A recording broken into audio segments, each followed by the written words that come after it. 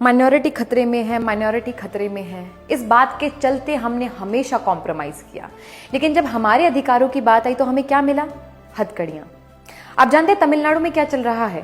अभी हाल ही में ही तमिलनाडु की सरकार और वहां का पूरा सिस्टम अगेंस्ट खड़े हो जाते हैं सनातन धर्म और हाई कोर्ट के, क्योंकि हाई कोर्ट से सनातन धर्म के पक्ष में एक ऑर्डर पास होता है। आइए पूरी बात समझते हैं।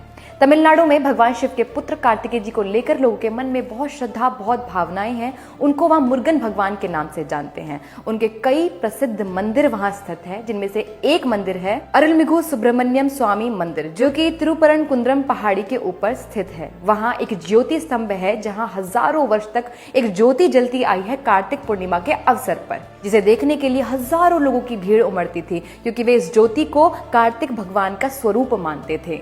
मैं क्यों बोल रही हूं? क्योंकि मंदिर बनने के हजारों वर्ष बाद वहां एक दरगाह बनाई जाती है, जिसको आज सिकंदर दरगाह के नाम से जानते हैं।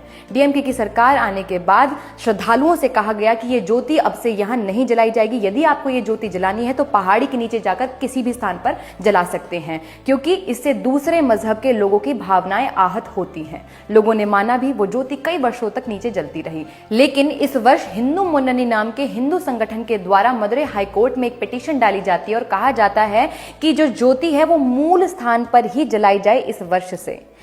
हाईकोर्ट के द्वारा सारे आर्ग्यूमेंट सुने जाते हैं। जस्टिस स्वामीनाथन अपना फैसला सुनाते हुए कहते हैं कि ज्योति मूल स्थान पर ही जलाई जाएगी, लेकिन डीएमके इज इक्वल्स टू हिंदू विरोधी। डीएमके सरकार एंडोमेंट बोर्ड का यूज करके वापस से पिटीशन डालती है और कहती है कि यहां ज्योति नहीं जलाई जाएगी।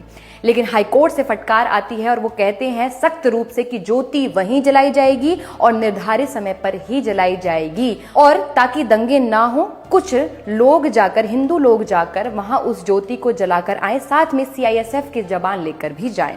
लेकिन अगेन डीएमके सरकार इज इक्वल्स टू हिंदू विरोधी। वो वहां 444 धारा लगवा देती है, और जब वहां सनातनी लोग जाने का प्रयास करते हैं पहाड़ी पर तो उनको गिरफ्तार कर लिया जाता है और ज्योति नहीं जल पाती है।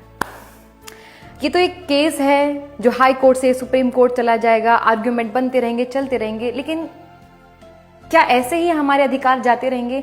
हमने हमेशा कोशिश करी कि हमें गले लगाना है, हमें साथ रहना है, हम मिलजुल कर रहेंगे, भाईचारा निभाते आए हैं, लेकिन हमें हर बार धोखा ही मिला है, कभी सरकार की तरफ से तो कभी लोगों की तरफ से। क्यों?